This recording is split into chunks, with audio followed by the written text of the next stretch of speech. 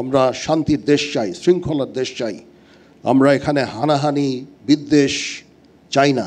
সবসময় এই দেশের ধর্ম, বর্ণ, গোত্র সকল সম্প্রদায়ের সাথে আমরা অত্যন্ত ওতপ্রোতভাবে জড়িত এবং আমরা একসাথে বাস করতে চাই।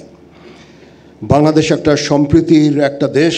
এই দেশে হাজার হাজার বছর ধরে সকল ধর্ম, বর্ণ, গোত্র নির্বিশেষে আমরা শান্তিতে বসবাস করে আসছি। সেটারই একটা প্রতিফলন আজকের এই অনুষ্ঠান। এটা শুধু একটা সম্প্রীতি ভবনের ভিত্তিপ্রস্তর স্থাপন উপলক্ষেই একটা অনুষ্ঠান নয়। এখানে আমরা একটা সম্প্রীতির একটা সমাবেশ করেছি, সেখানে সকল ধর্ম, বর্ণ, গোত্রের লোকজন আছে।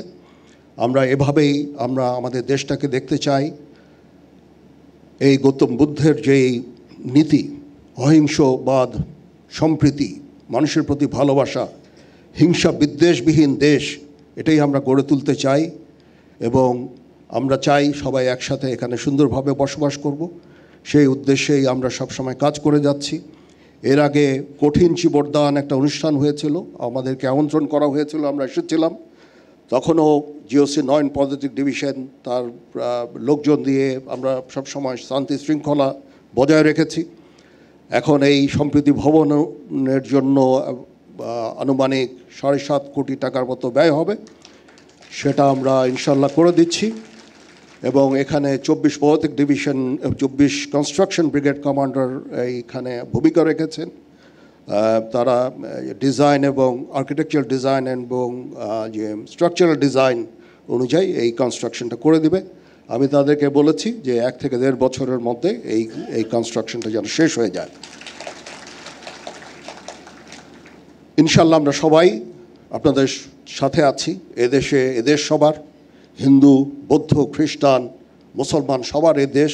এই সম্প্রীতি বজায় রেখে আমরা বাস করতে চাই। আমি আমার জীবনের একটা বড় সময়, জীবনের শুরুতে যৌবনের একটা বড় সময় আমি চিটাগং হিল ট্র্যাক্সে আমি কাজ করেছি। সেখানে আমরা ওতপ্রোতভাবে বৌদ্ধ সম্প্রদায়ের সাথে জড়িত ছিলাম। সেখানে অনেক কঠিন চিবরদান অনুষ্ঠান হয়েছে, সেখানে গিয়েছি এবং তাদের সাথে ওতপ্রোতভাবে আমরা কাজ করেছি। আমরা চাই চিটাগং হিল ট্র্যাক্সে, পার্বত্য চট্টগ্রামে যেন শান্তি বিরাজ করে।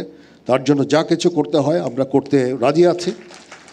সমগ্র দেশে এই সাম্প্রদায়িক সম্প্রীতি রক্ষার জন্য যা কিছু করতে হয় সেটা আমরা করতে সবসময় সদা প্রস্তুত থাকব। আমি মাননীয় প্রধান উপদেষ্টাকে আবার ধন্যবাদ জানাচ্ছি। ওনার অনেক কর্মব্যস্ততার মাঝেও উনি রাজি হয়েছেন এখানে এসে এবং উনি আমাকে অনুপ্রাণিত করেছেন এই কাজের জন্য।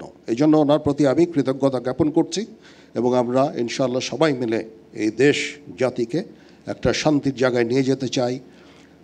গৌতম বুদ্ধের বাণীর এখন এই বর্তমান সময়ে অত্যন্ত গুরুত্বপূর্ণ। আমরা শান্তির দেশ চাই, শৃঙ্খলার দেশ চাই। আমরা এখানে হানাহানি বিদ্বেষ চাই না। সবার সমস্ত বিভিন্ন মত থাকতে পারে, কিন্তু অবশেষে আমরা সবাইকে যেন শ্রদ্ধা করি, একে অপরের বক্তব্যকে যেন শ্রদ্ধা করি, মতামতকে শ্রদ্ধা করি। আমাদের নিজস্ব মতামত থাকবে, সেই অনুযায়ী আমরা অবশ্যই কাজ করব, কিন্তু আমরা একে অপরের প্রতি যেন শ্রদ্ধাবোধটা থাকে সেদিকে আমাদের লক্ষ্য রাখা অত্যন্ত জরুরি। সবাই ভালো থাকবেন। আবার আমি কৃতজ্ঞতা জানাচ্ছি সংশ্লিষ্ট সকলকে আমাকে এখানে আমন্ত্রণ করার জন্য। পৃথিবীর সকল প্রাণী সুখী হোক।